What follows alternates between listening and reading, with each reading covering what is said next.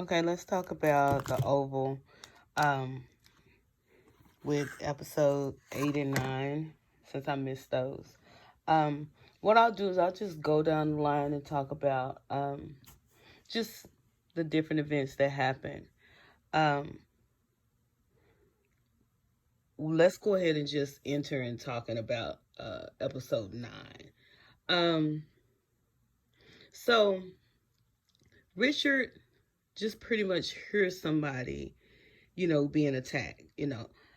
He hears somebody being attacked, and of course, the young, so-called thugs are out, you know, trying to protect their little area, and hear him. So Richard turned into Richard's not only a butler, he's also what do we call it? A black superhero.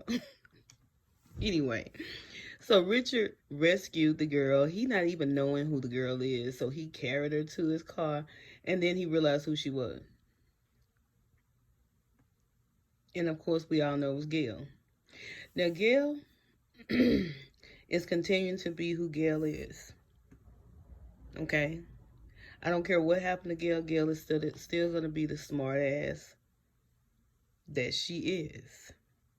And when you literally just got rescued by somebody, and she basically said, I didn't need you to rescue me. She's you can't really blame her, because look what she was born out of. I mean, Victoria. So yeah. So all in all, Richard found her and pretty much tried to talk to her, make her understand. I see what you're going through, and you don't have to be like that. You really need to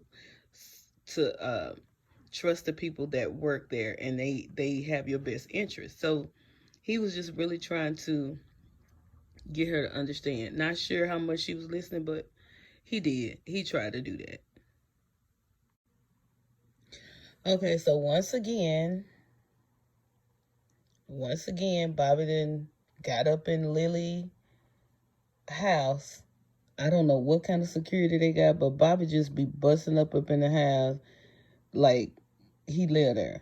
But anyway, he comes off into the bedroom, comes out, and basically, tell her not to scream and all this. And Lily, let me tell y'all something about Lily. Lily don't do nothing but ask questions. That's all she do. The whole season, all she did was ask questions. Now, after you shot this man, you've been drilling your husband about where he is. Is he okay? You've been doing all that. Now you're looking at him, and you still asking questions. He telling you that somebody is trying to set you up, and he is feeling you. Now, we all know Bobby is feeling you, because he could have been, nipped this in the bud. But Bobby is trying to tell you somebody trying to set you up, sis. So I'm trying to protect you. I need you to, understand, either you going to take me serious or not. And he trying to tell her, but she just, oh my Lord. Lily, what are you talking about? Who is it? How do you know him? Yeah, she just, Lily get on my nerves. Because if y'all go back, Lily asks questions through the whole season. That's all the hell she do. That's all she do. And then she looked puzzled. Her ass looked puzzled the whole season. It's like, girl. She looked puzzled everywhere. I'm like, oh Lord. Anyway, we gonna hope some click up in that brain of hers.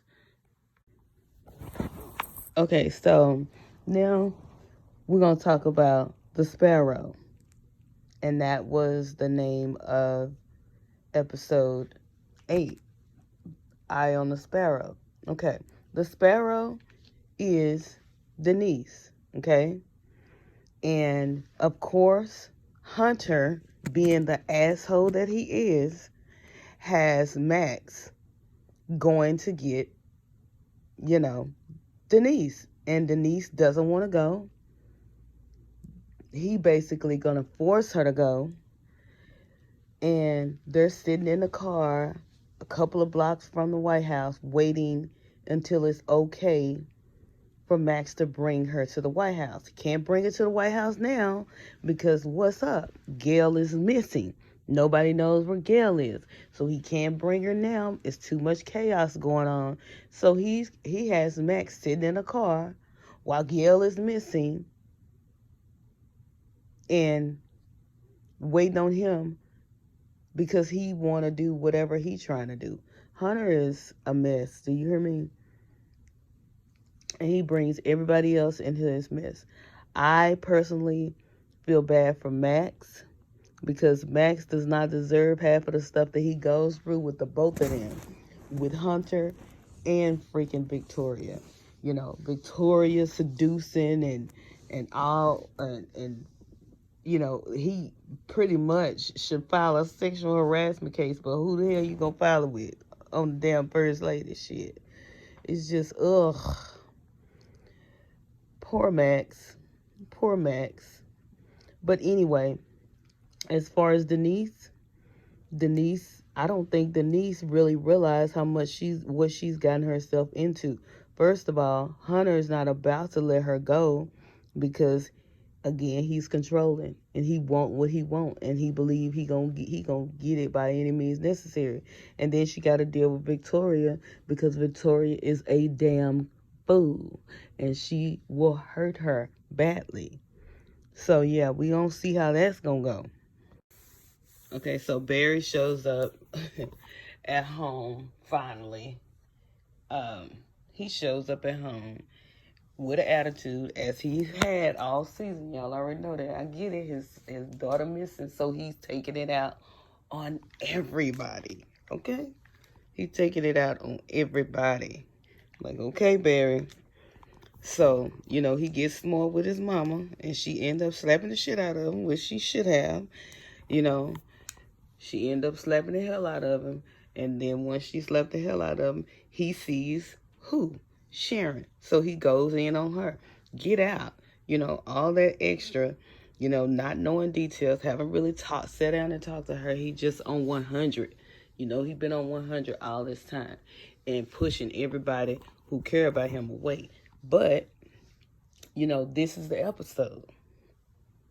You know, this is the episode when Barry breaks down. He finally breaks down.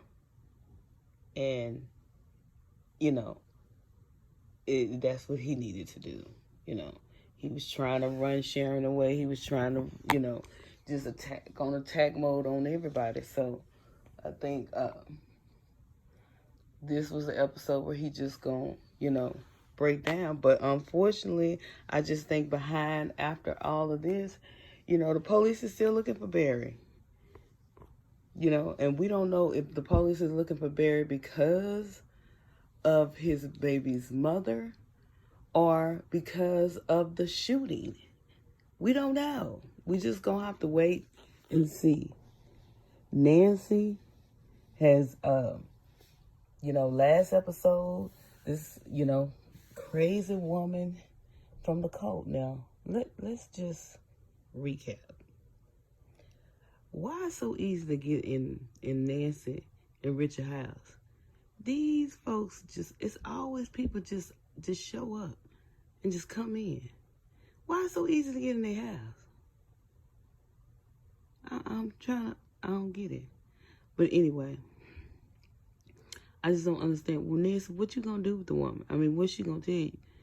I'm not feeling her. She looking real suspect to me, so, you know, I'm too skeptical. So, yeah. Moving right along. Can we just take a minute and notice that when Barry came in the room with the lady from the cult, why did he call her Ruth? Did y'all notice that? He called her Ruth. Why did he call her Ruth? That was weird to me. That was weird to me, y'all. I don't know. But Y'all tell me what you think. But Barry all this damn screaming in my house. I'm glad she slapped the hell out of him because he lost his damn mind. Shit. She should have slapped his ass back in episode 5. So when we go back over to the truck where Gail and Richard are, you know, Richard is drilling Gail like, why are you here? What are you doing over here? You know, and Gail being a smart ass that she is, none of your business. You know, just being an asshole as she is. But he kind of schooled her a little bit and just tell her, you know, I know you mad and you angry and you don't want to be trapped in the fishbowl of the White House. And that's where, of course, the name of the episode is the fishbowl. Because, you know, you don't have the luxury of doing what you want to do. And you just feel trapped. But you need to stop fighting with the people that's there to make you, you know, make you comfortable. It's like everybody you are fighting with, and it's not helping your situation. So basically, he was trying to educate her, and I don't know if she was getting it or not. In some cases, I kind of feel like Gail is getting it, but then she started acting stupid again, and I don't know.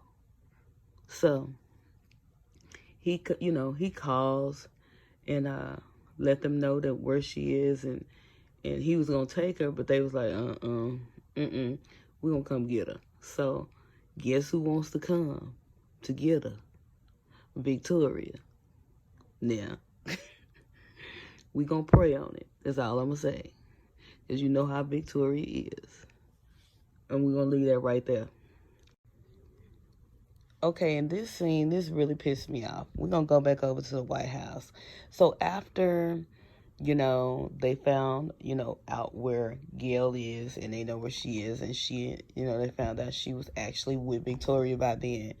We go back over to the White House, and Donald goes in to let Hunter know that, you know, they found her, you know, everything, she's safe and she's fine.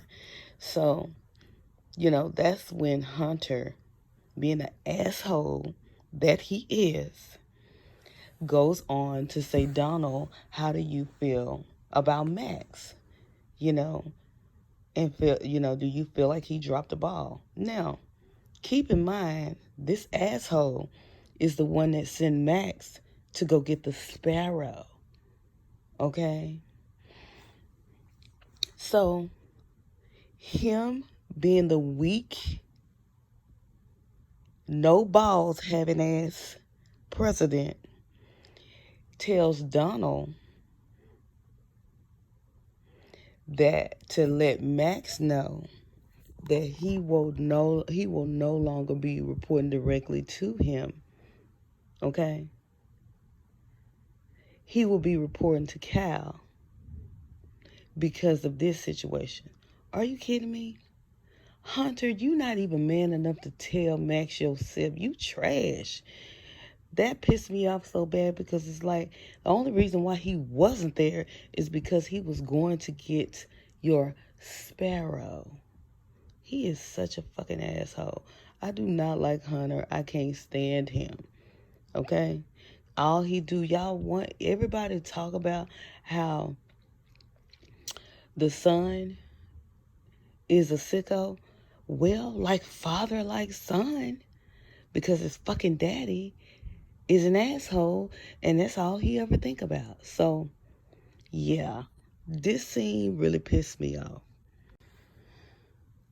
Okay, so after Cal decides to throw Max under the bus with Hunter, which I have no idea how, because Hunter know exactly where Max is. So why all of a sudden he want to play Max like that? Hunter wrong. Oh, he's so wrong. But nevertheless, what Cal did was pretty much, you know, suggest that Max is not qualified to be a direct for the president. So it was real shade Cal was doing, but it's, to me, it's a motive to what Cal is trying to do. So he's trying to get close as he can. Okay?